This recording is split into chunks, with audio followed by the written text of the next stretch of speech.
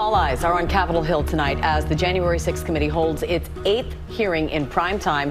The committee plans to use its last scheduled hearing to focus on former President Trump's actions during those 187 minutes between his January 6th speech on the ellipse and then his recorded statement telling those attacking the Capitol to go home. I want to bring in now ABC News chief Washington correspondent and, of course, good friend of ours here at GMA 3, Jonathan Karl. John, why are they back in prime time?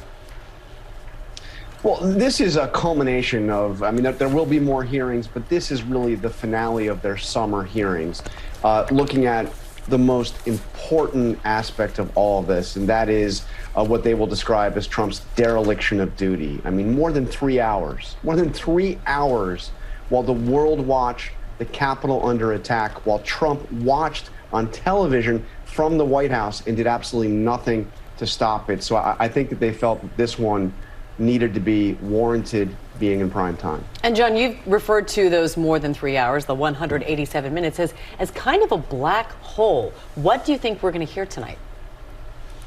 Well, I think you're going to hear a nearly minute-by-minute accounting with testimony from those that were at the White House and witnessed what was going on. I think the most important person is Pat Cipollone. He's not going to be there live, but they spent more than 8 hours interviewing him.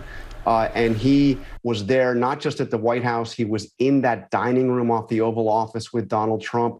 We know that he had been pleading with him, urging him to do something to call off his supporters, to go out and to make a statement to the nation, to condemn what was going on. John, how much more is going to be made out of the Secret Service text messages that were deleted or lost? Was this an oversight, unfortunate, but no indication that necessarily anything untoward was going on here? Well, TJ, it looks terrible. How could you not preserve the text messages on such an historic day? But I have to say, my view of this is I don't think that this is as significant as it seems. First of all, I've gotten to know Secret Service agents to protect the president over the years. In my experience, they don't use their Secret Service phones to text. They all have personal devices they bring to them. There's no indication the committee has subpoenaed those devices. Maybe they will, maybe they won't. But look, they were supposed to preserve these messages because of this technical upgrade that was going on. They didn't. Think about what was going on at the time, though, will you? The Secret Service was stretched as thin as it possibly could have been stretched. You had Biden's inauguration less than 2 weeks away. The whole city was in lockdown. People were worried about further unrest. It doesn't surprise me that the agents that were responsible for protecting the president, also, by the way, the incoming president, we're not thinking of their, uploading their old messages to be preserved.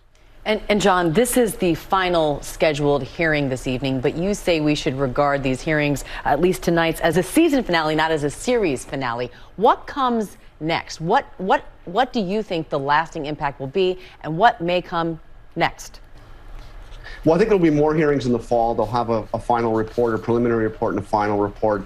They're continuing to interview people. They haven't spoken yet to the driver of the presidential vehicle on January 6th, who would be a witness to what happened when Trump became infuriated that they wouldn't take him to the Capitol building. So there's more witness testimony to come. I think there's a lot more to come. But here's the thing, Amy. These hearings have, I think, permanently changed the way we view January 6th. This is an historic event for our nation, one that will be talked about, studied for years. What these hearings have brought out about that event will, I think, largely drive the way they are seen, not just today, not just tomorrow, but for history. All right, John Karl, you win Emmys much? You don't have to keep throwing those Emmys in our face when you come on the show behind you, man. Okay, we're trying here. For working with you, TJ. No, we're up and comers here, man. We're going to get there. But thank you for the inspiration as always. John Karl, good to see you, brother. Take care. Well, hey there, GMA fans. Robin Roberts here. Thanks for checking out our YouTube channel. Lots of great stuff here. So go on, click the subscribe button right over here to get more of awesome videos and content from GMA every day, anytime. We thank you for watching, and we'll see you in the morning on GMA.